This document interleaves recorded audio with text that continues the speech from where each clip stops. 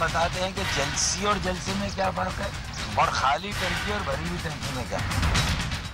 ये जलसा MQM के जज्बात के इजहार के लिए नहीं, महाजर कौम के जज्बात के इजहार के लिए रखा गया है। एक ही स्टेज पर खड़े होकर मुहाजिरों का मुकदमा लड़ेंगे, तो क्या उन्होंने अपने मेयर से 6.25 अरब रुपए का हिसाब ले लिया? क्या शोधा की फैमिली आमिर खान साहब के लिए राजी हो गई?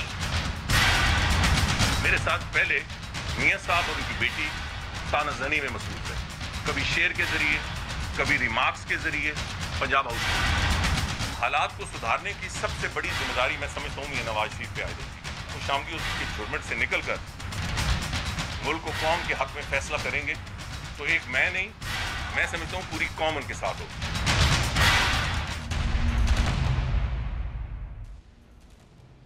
अस्सलाम वालेकुम। दूसरा रुख के साथ मैं हूं सैयद समर अब्बास। टंकी का जवाब टंकी पर।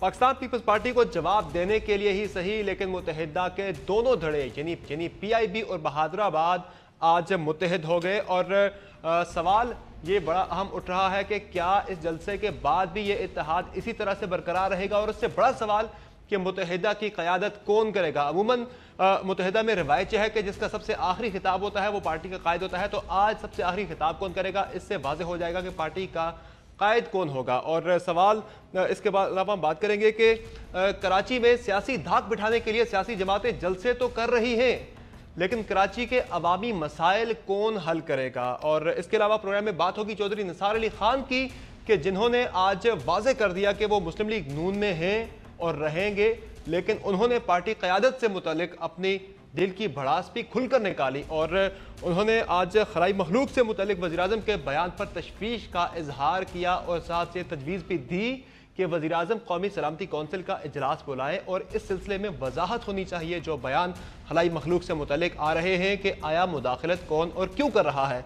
इस सारी सूरत हाल पर बात करने के लिए हमारे साथ मौजूद है इस्लामाबाद स्टूडियो में सेनेटर मियां अतीक साहब, मुत्तहिदा कौमी मूवमेंट से इनका ताल्लुक है। हमारे साथ मौजूद हैं नबील गबोल साहब, रहनुमा है पाकिस्तान पीपल्स पार्टी के।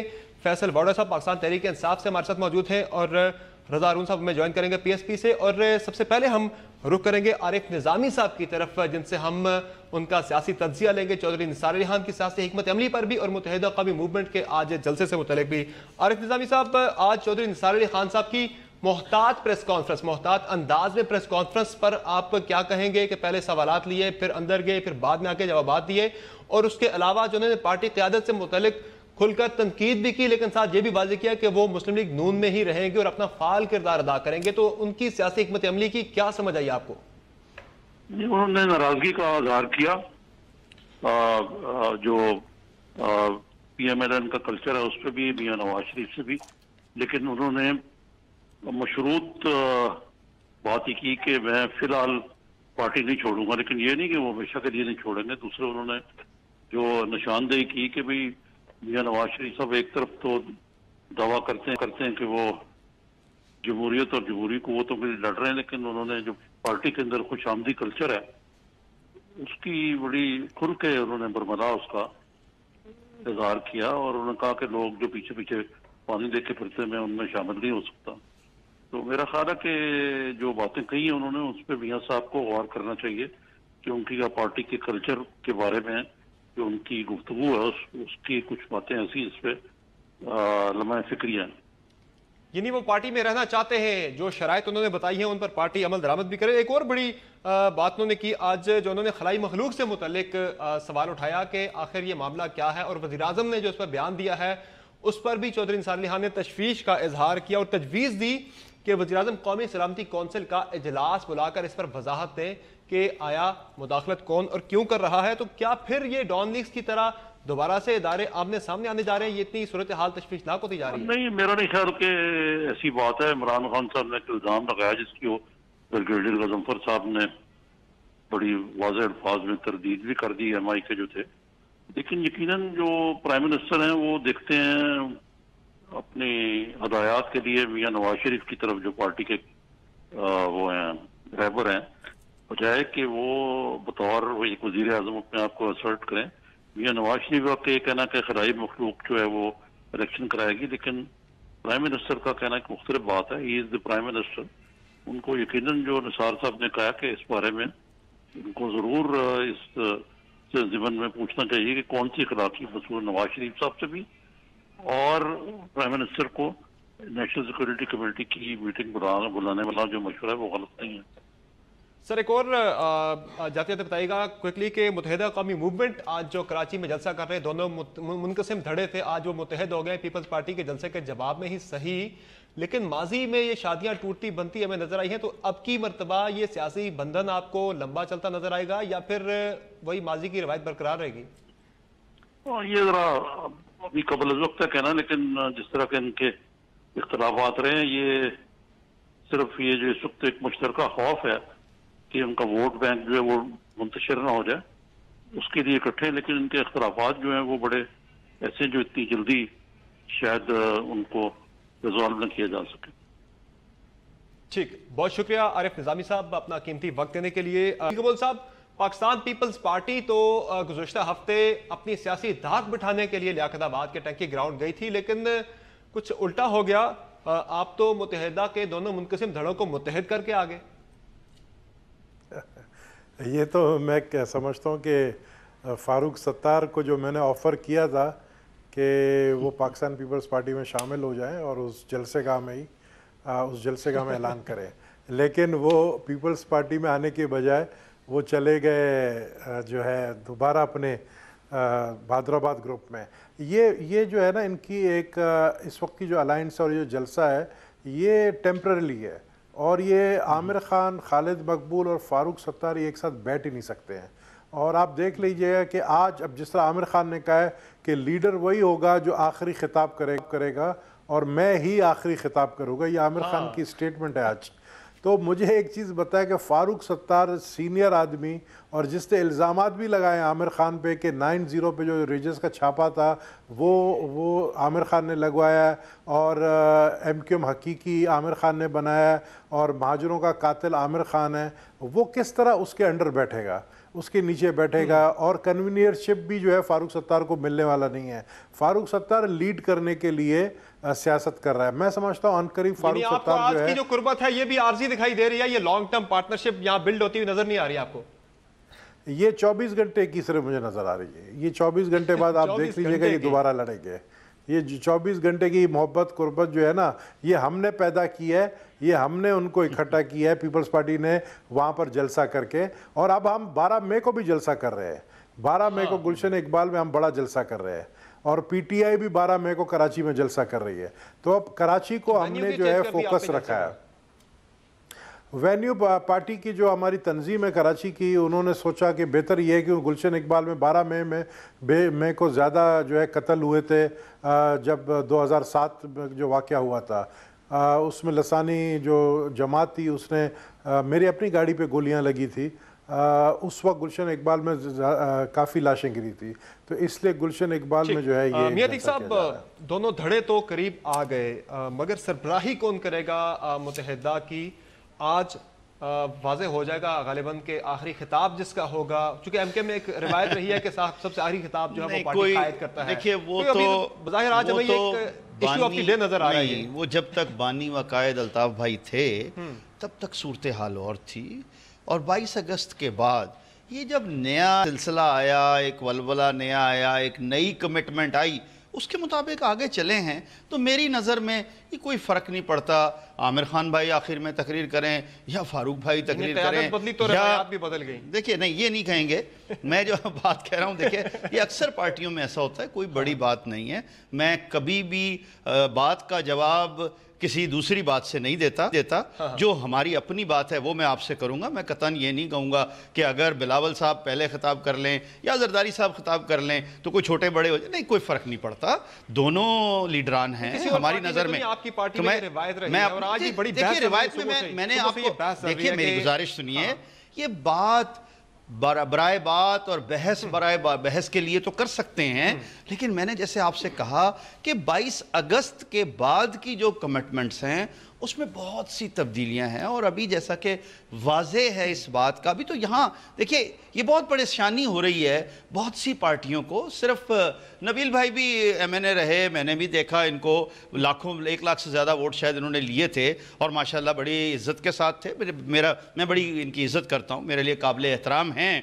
तो अब वो उसके बाद दोबारा पीपल्स पार्टी में चले गए।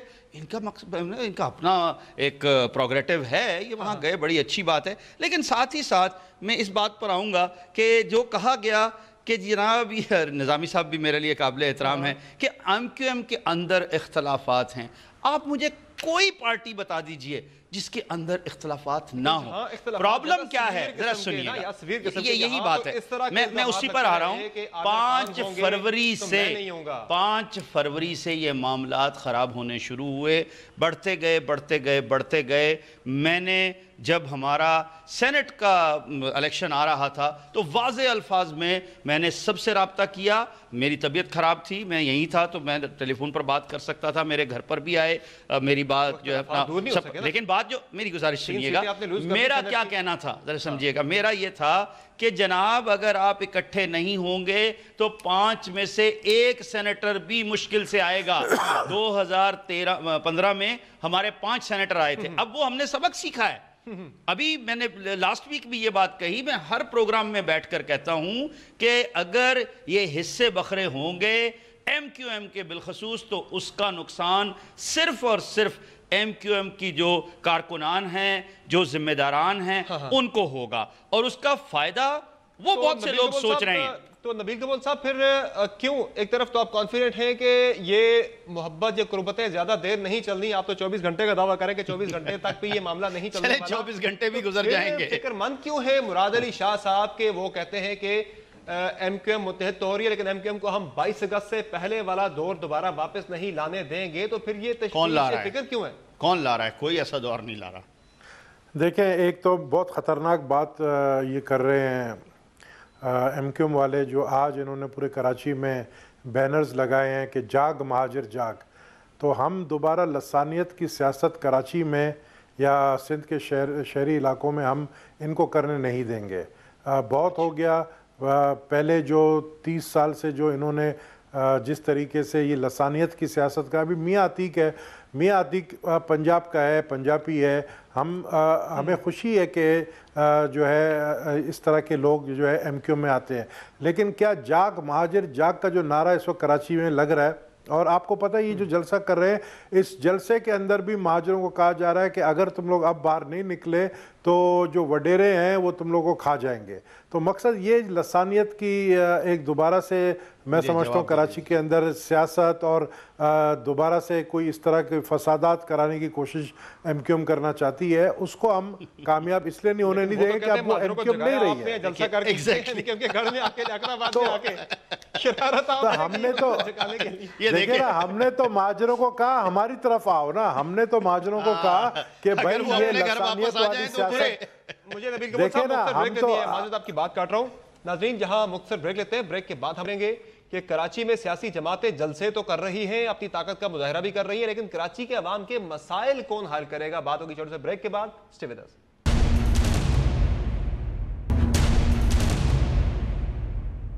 Welcome back to the show. इसी दौरान हमें प्रोग्राम में फैसल वाडो साहब ने ज्वाइन किया पाकिस्तान तहरीक इंसाफ से। फैसल वाडो साहब, पीपल्स पार्टी ने गुज़श्ता हफ्ते जलसा किया लियाकताबाद में अपनी सियासी दाग बिठाने के लिए, उसके बाद आज MQM भी जलसे का जवाब जलसे से दे रही है। तहरीक इंसाफ भी खुद को कराची की नुमाइंदा जमात कहती है, तो आप भी एक जलसा कर दें, पता लगे PTI भी वहाँ की तगड़ी जमात है। बहुत शुक्रिया समर साहब। देखिए जी, एक तो ये कि जो आपने सवाल किया, हम भी जलसा कर रहे हैं कराची में, और बात सारी इतनी सी है कि देखिए जी, जो अभी तक हम ऑप्टिक्स देख रहे हैं उसमें तो देखिए, अगर सियासत इस बेशर्मी का नाम है कि जिसमें शर्म नाम की कोई चीज़ ना हो, और मैं तो रिकॉर्ड का हिस्सा बना चुका हूँ कि आप दीदा होंगे, एक दूसरे को गालियाँ देंगे, एक दूसरे के बारे में बातें करेंगे, ख़वातीन से रिलेटेड बातें करेंगे, चोरी से रिलेटेड बातें करेंगे, कहेंगे 9-0 पे आमिर खान ने, फारूक सत्तार ने कहा रेड करवाई और कातिल है वो महाजरों के, और जो उनकी शोधा हैं वो उस पर कर रहे हैं। उन्होंने ख़वातीन के बारे में की, फिर उन्होंने मेयर के बारे में की फारूक सत्तार ने।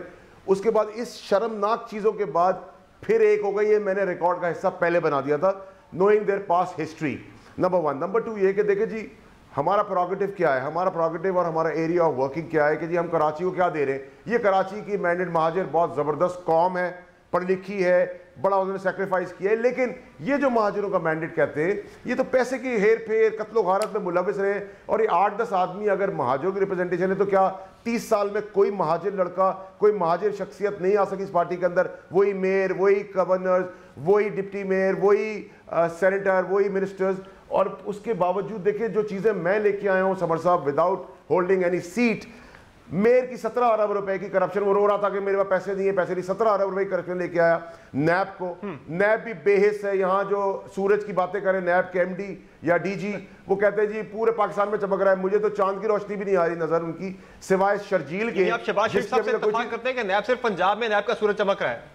देखिए जी, बिल्कुल अब उनका नैरेटिव मुझे तो समझ में इसलिए आ रहा है कि सिवाय शर्जील इनाम मेमन के, जिसपे कोई चीज साबित नहीं हो सकी, उसको 8 महीने से जेल में रखा हुआ है। और जिनके करप्शन के रिकॉर्ड, डॉक्यूमेंट्स, पैसे कब आए, किसको गए, नाम, अब ये सैयद नायब सईद हैं, शकीब हैं, असगर हैं, हसन नकवी हैं, ड्राइवर जमील है, रेहान है, लियाकत कायम खानी है, आफाक मिर्जा हैं।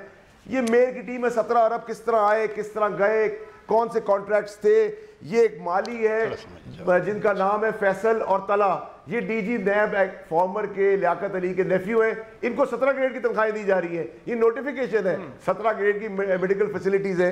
और मैंने तो पहले ही कहा था कि देखिए जी, ये ना तो फारूक सत्तार साहब अब कन्वीनियर बनेंगे, वो झाड़ू मारेंगे।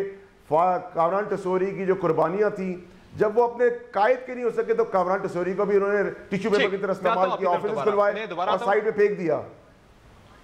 ठीक, मियां अतीक साहब आपको शायद भी करना चाह रहे हैं। दूसरा एक और बड़ी चीज, जलसे का जवाब जलसे से देकर एमकेएम अचीव क्या करना चाह रही है? यही गर्मजोशी हमें अवामी मसाइल के हल में नजर क्यों नहीं आती? आपके मेयर वहां बैठे हैं और मुराद अली शाह साहब ये कहते हैं कि उनके पास रिसोर्सेज भी हैं, उनके पास फंड्स भी हैं। मैं मुबारकबाद दूंगा फैसल भाई को कि माशाल्लाह अब तो अच्छे शोला बयां हो गए और इनकी कमांड बहुत बढ़ गई है। और मैं तो वैसे भी उनके बड़ी, लेकिन ये भूल जाते हैं एक ही बात बार बार करके जरा अच्छा नहीं होता। ये तो लंदन तक भी गए, लंदन के मैदान में खड़े होकर इन्होंने बहुत से पेपर लहराए, उसके बाद अब ये बात कर रहे हैं अरे भाई 17 अरब रुपए दिए किसने हैं, गए कहाँ से हैं? ज़रा प्लीज़ मुझे भी कोई एक मैसेज कर दीजिएगा ताकि मैं भी देख सकूं कि वो 17 अरब रुपए आए कहाँ से हैं और किसने दिए हैं और किस फंड में से दिए हैं, ताकि हमें भी कुछ पता लग जाए कि 2-2.5 साल जो हुए हैं मेयर बने हुए, तो वो 17 अरब, हम चले पहले तो 4-5 अरब थे, अभी ये 2 महीने में अब 17 अरब की बात चली गई। दूसरा मैं ये कहूँगा, देखिए इल्ज़ाम लगाना किसी पर भी बहुत आसान बात है। इस वक्त में तमाम कोर्ट्स खुली हैं। तो अच्छा, इनका जो देखिए, इनके कहने से नैब वाले जो है ना वो तो नहीं कहेंगे। मैं अपने तौर पर देखता हूं बहुत से केसेस चल रहे हैं, आम लोगों के केसेस भी चल रहे हैं, पॉलिटिकल लोगों के केसेस भी चल रहे हैं। और जहां तक शर्जील मेमन की इन्होंने बात की, जो उनके खिलाफ केस था, अगर वो वाकई में प्रूव होगा तो उनको कोई सजा मिलेगी, नहीं होगा तो कुछ नहीं होगा। मसाइल का हाल जो है जी दुरुस्त का आपने, देखिए मसाइल का हल इख्तियारात के साथ होता है। देखिए everybody is answerable to the normal public and even everybody जो भी है उसको आप जवाब दे हैं। जब आप कोई जिम्मेदारी लेते हैं तो आप उसका जवाब देते हैं। मंशूर की आप बात करते हैं जो 2000 अभी आपने जलसों की बात की, क्या 2013 के इलेक्शन में सबने जलसे नहीं किए? कराची में कितने बड़े बड़े भाई जलसे जो हैं वो कतई इस बात की खमासी नहीं करते कि आने वाले वक्त में वोट भी मिलेंगे। देखिए जो यही सब जगह पे हुआ, सिर्फ एक जगह का नहीं है, ये कराची का भी है, ये लाहौर का भी है, ये पंजाब का भी है कि आप जलसे तो कर देते हैं, देखना क्या है कि डब्बों में से जो वोट निकलेंगे वो क्या होगा। नबील कबूल साहब, बात फिर वही आ जाती है दोबारा से कि जलसे तो किए जा रहे हैं एक दूसरे के जवाब में, लेकिन कराची के मसाइल हैं वो हल कौन करेगा? मुराद अली शाह साहब कहते हैं कि यह जिम्मेदारी है मेयर साहब की, मेयर साहब कहते हैं कि मेरे पास फंड नहीं, इख्तियारात नहीं, मैं बेबस हूं। तो ये एक दूसरे पे शिफ्ट कर रहे हैं जिम्मेदारी, लेकिन मसाइल की बात आती है तो कोई मानता नहीं है। देखिए अब 17 अरब की जो बात की है फैसल वार्डर है, तो ये 17 अरब किसने दिए? जाहिर है गवर्नमेंट नहीं दिए। अब गवर्नमेंट से जो 17 अरब मिले उसका मतलब ये नहीं कि आप वो कराची पे खर्च ना करें और उसको जो है अपने मनपसंद ठेकेदारों को मनपसंद जो है टेंडर दिए जाएं, उन ठेकेदारों को जो आपके कमीशन जो आपके दे सकते हैं जिन, क्योंकि देखें वसीम अख्तर को अब जवाब देना पड़ेगा। मैं समझता हूँ कि नैब इंक्वायरी शुरू करने वाली है कि ये 17 अरब जो है ये कहाँ गए जो कराची के फंड्स थे। तो ये देखिए सिंध गवर्नमेंट की भी जिम्मेदारी है, लेकिन मेयर किस लिए होता है?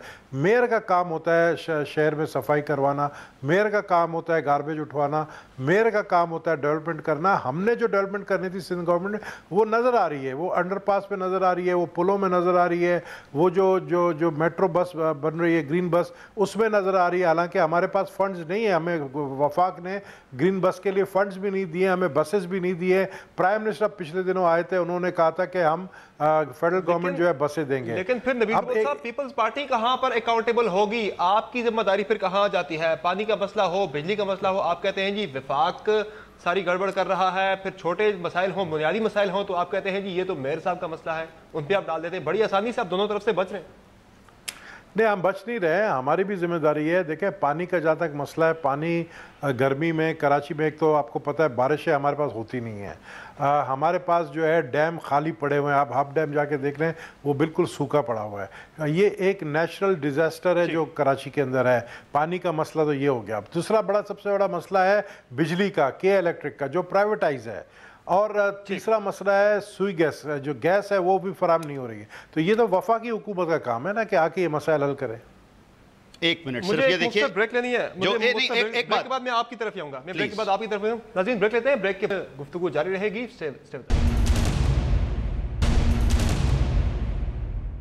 Welcome back the show. मियां अतीक साहब, आप तो कह रहे हैं कि मेयर साहब के पास फंड्स नहीं है, मेयर कराची के पास, और फैसल वार्डर साहब तो दस्तावेजात ले आगे कह रहे हैं कि वो 17 अरब की बात कर रहे हैं। मैंने तो कहा तो है, मैंने तो आपके प्रोग्राम में कहा है मुझे भी जरा व्हाट्सएप कर दें, मैं भी अपडेट हो जाऊं कि क्या है क्या नहीं है। मैं यहाँ एक बात कहूँगा, ये कहा गया कि वसीम अख्तर मेयर का काम गार्बेज उठाना है, दुरुस्त, बिल्कुल ठीक। लेकिन जनाब सिंध गवर्नमेंट ने तो वेस्ट मैनेजमेंट कंपनी बना दी, जो नया लॉ बना है उसके मुताबिक।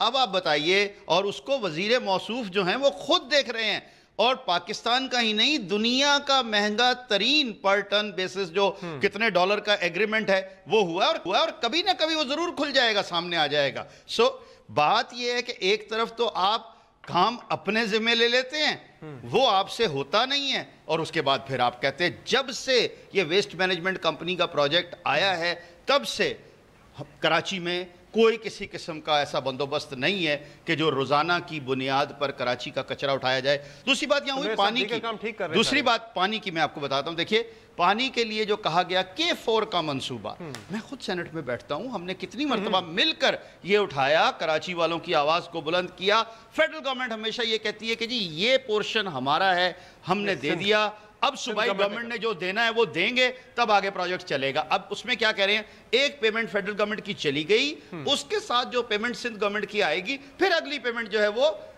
फेडरल गवर्नमेंट की। बात तो मैं पिछले सेगमेंट में कर रहा था नबील कबूल साहब से। जी नबील कबूल साहब, सवालात जो उठाए हैं सेनेटर साहब ने, जवाब दे दें इनका, फिर बात हम आगे बढ़ाएं। देखिए जो सॉलिड वेस्ट मैनेजमेंट का इन्होंने बताया वो इसलिए हमने टेंडर दिया क्योंकि मेयर कराची आपको पता है कितने अरसे तक तो काम नहीं कर रहा था, और वो बार बार यही कह रहे थे कि जी मुझे फुल पावर्स दो। और पावर क्या मांग रहे थे, पावर्स क्या मांग रहे थे कि अलॉटमेंट, ये जो जो जो पार्क्स के अलॉटमेंट है उनके भी पावर्स उनको मिलने चाहिए, पुलिस के पावर्स भी उनको मिलने चाहिए। तो उस पर वो नाराज होकर घर बैठ गए थे। अब शहर गंदगी का ढेर बन गया था, तो इसलिए ये जो है टेंडर दिया गया। अब आपको गंदगी के ढेर नज़र नहीं आएंगे जितने पहले नज़र आते थे। अगर आप कहते हैं नहीं ये हमारे हवाले करें, वो भी हम देने के लिए तैयार है, लेकिन आप काम तो करें ना, आप वो हिसाब दे, 17 अरब का हिसाब तो दे, आपको दिया काम के लिए, आप वो काम कर नहीं रहे। तो इसलिए मजबूरन जो है उसको बना था, बाद में मेयर मुंतखब हुए हैं, पहले एक्ट बना था, उसमें जो है वेस्ट मैनेजमेंट कंपनी का बताया गया था। मियां साहब आप इस्लामाबाद में बैठे हैं, आपको कराची का नहीं कानून तो समझता हूं, इतना कचरा कराची में पड़ा हुआ था। अगर नहीं देते जिम्मेदारी तो पहले बना है, मूवमेंट अपनी जिम्मेदारी जो है वो मेयर साहब डालते हैं, पीपल्स पार्टी के थ्रू ये बनाया गवर्नमेंट जो है वो सारी जिम्मेदारी डालती है मुत्तहिदा कौमी मूवमेंट के मेयर पर। तो फैसल वार्डर साहब फिर ये जो ब्लेम शिफ्टिंग हो रही है, पीपल्स पार्टी एमकेएम को जिम्मेदार ठहराती है, एमकेएम पीपल्स पार्टी को जिम्मेदार ठहराती है, तो फिर अवाम तो पिस गए ना इस सारे मामलात के अंदर, अवामी मसाइल तो फिर हल हुए। फिर आप जिम्मेदार किसको समझते हैं, सिंध गवर्नमेंट जिम्मेदार है या फिर एमकेएम के मेयर सब जिम्मेदार है? देखिए समर साहब, सबसे पहले तो मियां अतीक साहब की मैं खुद पर्सनल लेवल पे बड़ी इज्जत करता हूँ। अदरवाइज वो MQM के कम और नून के ज्यादा हैं, मेरे भाई हैं। और मैं डेट मैं तो PTI का भी उतना ही हूं भाई। अच्छा सुने ना मियां अतीक साहब, मैं डेट वाइज जो पैसे का इनफ्लो हुआ है वो डेट वाइज मैंने सबमिट किया है। मैंने अपनी जेब से नहीं, अपने मुंह से नहीं किया, मैंने सवाल समेत बात की है और नाम, कॉन्ट्रैक्ट, सब चीजें डिटेल दी हैं। सरप्राइजिंगली कि NAB is not taking an action, और मेयर साहब भी बाजार में कर कहलवा रहे हैं कि नैब से उनकी सेटिंग हो गई है। तो मुझे लग रहा है कि शायद अगर ऐसी जरूरत पड़ी, जो मैं नहीं समझता कि नैब की सेटिंग हुई है, तो मुझे फिर कोर्ट में जाना पड़ेगा। मसीहा चीफ जस्टिस साहब है, उनके पास जाना पड़ेगा। छोड़ूंगा मैं इस चीज को किसी जगह पर नहीं, और मेरा दावा है कि मेयर नहीं रहेगा। और वो क्रिमिनल भोला के स्टेटमेंट्स के तहत भी किलिंग्स में भी तो फिर कोर्ट कब जा रहे हैं? बड़े अच्छे दावे किए इन्होंने, जबरदस्त तक दावे किए थे। समर साहब एक इंटरनेशनल दावे किए थे। समर साहब देखिए, जो मेयर साहब भोला के केस में कन्विक्टेड है या उसमें इन्वॉल्व है, तो क्रिमिनल तो वैसे भी मेयर नहीं रह सकता, अदरवाइज भी। दूसरी इंपॉर्टेंट चीज कि इनके नारे में महाजर कौम बड़ी जबरदस्त कौम है, पढ़ी लिखी है, कुर्बानियां दी है, महाजरों को कोटा सिस्टम खत्म कर दिया, पानी दे दिया, नौकरियां दे दी, कचरा उठा दिया। क्या दिया इन्होंने महाजरों को 30 साल में? ये 8-10 लोग महाजरों के मैंडेट के मालिक नहीं है, इनकी असलियत एक दूसरे की खोल रहे हैं। नंबर 2 कि जो फारूक सत्तार ने आमिर खान के लिए बात की है, उसका कौन अजाला करेगा? वो सच उस वक्त बोल रहे थे या आप झूठ बोल रहे हैं? और जो उनके लिए कहा गया खवातीन के बारे में, या जो इल्जाम लगाए गए फारूक सत्तार के ऊपर, उनका अजाला कौन देगा? तो असलियत तो ये दोनों एक दूसरे की खोल रहे हैं। और मैं आपको फिर ये कह रहा हूं कि इस जलसे के बाद में जो फारूक सत्तार है वो ना कन्वीनियर बनेंगे, और इवेंचुअली टेम्परेरी सेटअप हुआ है ये, उसके बाद ये वापस जाएंगे। और मियां अतीक साहब जबरदस्त आदमी है, पहले कायद के लिए भी इसी तरह जस्टिफाई करते थे चीजें, आज हैदराबाद के लिए भी कर रहे हैं, PIB के लिए कर रहे हैं, कल फिर पलट जाएंगे। जो कि मैं ट्रेनिंग में जाऊंगा मियां अतीक साहब के पास लाहौर के, वो मुझे बताएंगे कैसे ऐसी बात होती है। और वो पंजाब में बैठ के कराची की बातें करते हैं, ये भी बड़ी जबरदस्त चीज है। और आखिरी चीज समर साहब, आखिरी चीज ब्रेक के बाद वापस आते हैं तो हम मियां अतीक साहब से पूछेंगे कि कहीं पर भी पॉलिटिकल इंजीनियरिंग के थ्रू तो नहीं फारूक सत्तार साहब को मजबूर किया गया कि आप जाके हैदराबाद के साथ बैठे? बात होगी ब्रेक के बाद, हमारे साथ रहेगा।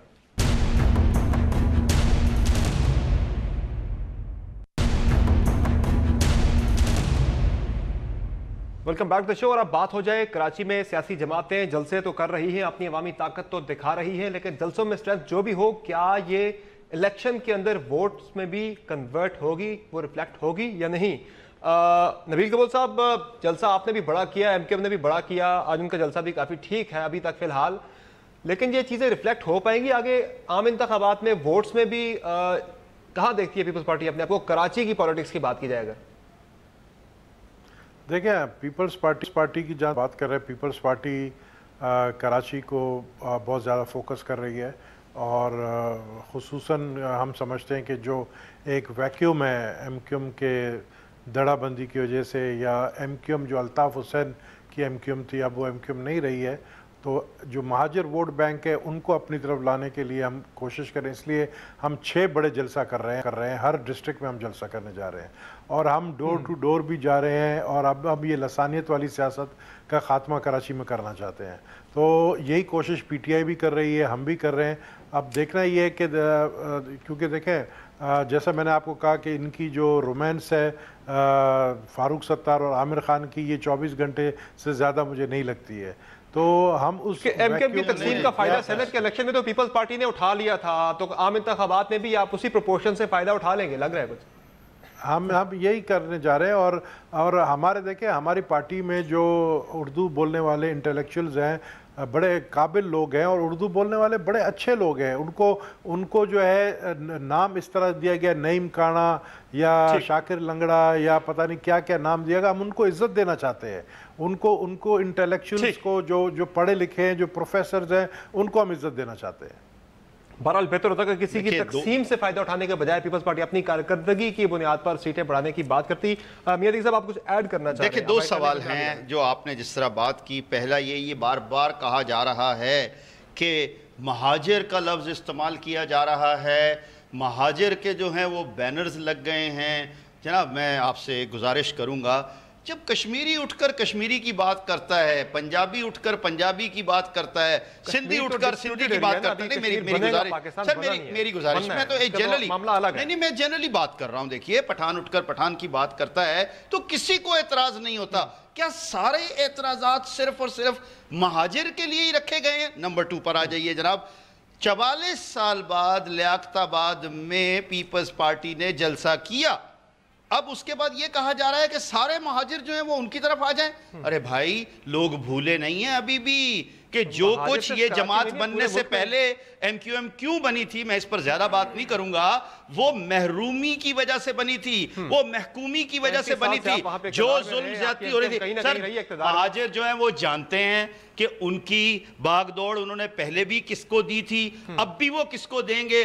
प्रॉब्लम जो है दूसरी पार्टियों को वो यही है, वो कराची को एक पीस ऑफ केक समझा जा रहा है। कराची वाले जानते हैं कि उन्होंने अपनी नुमाइंदगी किसके हाथ में देनी है, अपनी भागदौड़ वो जिसको, और वो किस तरह देंगे, वो जलसों से नहीं निकलेगी। आखिरी बात है ये, वो निकलेगी वोटों से। जब डब्बों से पहले भी वोट निकलते हैं, 2013 में बहुत बड़े बड़े जलसे हुए जनाब, और एक सीट नहीं ले सके। देखिए ये बात पाकिस्तान तहरीके इंसाफ जो है वो अपने को कहां देख रही है 2018 के इंतखाबात में? जलसे तो आप भी बड़े कर रहे हैं, एमकेएम की तकसीम का फायदा आपकी पार्टी भी उठाएगी या फिर आपकी पार्टी का वैसे वोट बैंक में इजाफा हुआ, क्या कहां स्टैंड कर रहे हैं?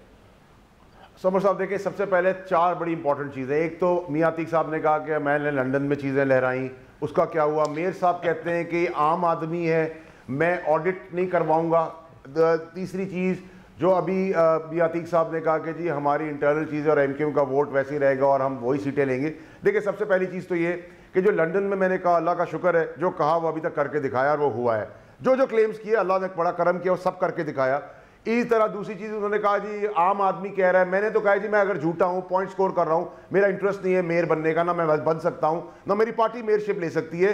मैंने कहा ऑडिट कराएं, प्राइवेट ऑडिट कराएं, मैं पैसे देने को तैयार हूँ, दूध का दूध पानी का पानी हो जाएगा। मेयर साहब उससे भाग गए। मैंने कहा जी मैं आम आदमी हूँ, आप खास आदमी है। अल्ताफ हुसैन साहब खास आदमी थे, मैं आम था, बाहर किया। मियां नवाज शरीफ साहब खास आदमी थे, मैं आम आदमी था, डॉक्यूमेंट्स ले आया। अभी मेयर साहब खास है, मैं आम हूँ, उनको तार के छोड़ूंगा। तो अब आम आदमी का ही सारा दारोमदार आम आदमी काम करेगा, आम आदमी इलेक्ट होगा और अक्रॉस द बोर्ड होना चाहिए, चाहे वो एमकेएम में हो, पीपल्स पार्टी में हो, पीटीआई में हो। आखिरी मोस्ट इंपॉर्टेंट चीज कि हमारा कहां स्टैंड है।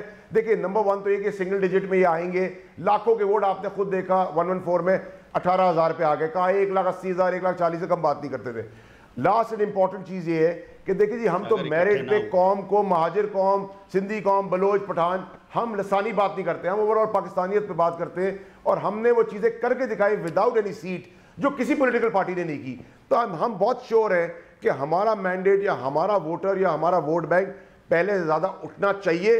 अगर उन्होंने तकदीर अपनी मुल्क की चेंज करनी है, अपनी जिंदगी भी चेंज करनी है, हमारे पास तो अल्लाह ने दिया हुआ सब कुछ है। नबील भाई की बात करें, उनको भी अल्लाह ने सब कुछ दिया हुआ है, मियां अतीक ने दिया। मैंने फिर फैसल सरवारी साहब के लिए पूछा कि 75 लाख की गाड़ी लाए, भाई आप मुझे बताएं कि आप गाड़ी कहां से लाते हैं, आपका वालिद क्या करता है, दादा क्या करता है, आप एक्टिंग करें, वो अच्छा काम है। बिल्कुल, सबका आप ये मक्कारी ना करें। आखिरी बात जो सिंगल डिजिट की बात की है, अगर मुत्तहिद नहीं होंगे, एक दूसरे से लड़ेंगे तो डेफिनेटली 5 की 1 रह गई सेनेट में और नेशनल असेंबली में भी इसी तरह ही होगा। बहुत शुक्रिया तीनों मेहमानों का शो में वक्त देने के लिए। नाज़रीन, आज के शो में इतना ही। फीडबैक जरूर दीजिएगा। इजाजत दीजिए, अल्लाह हाफिज।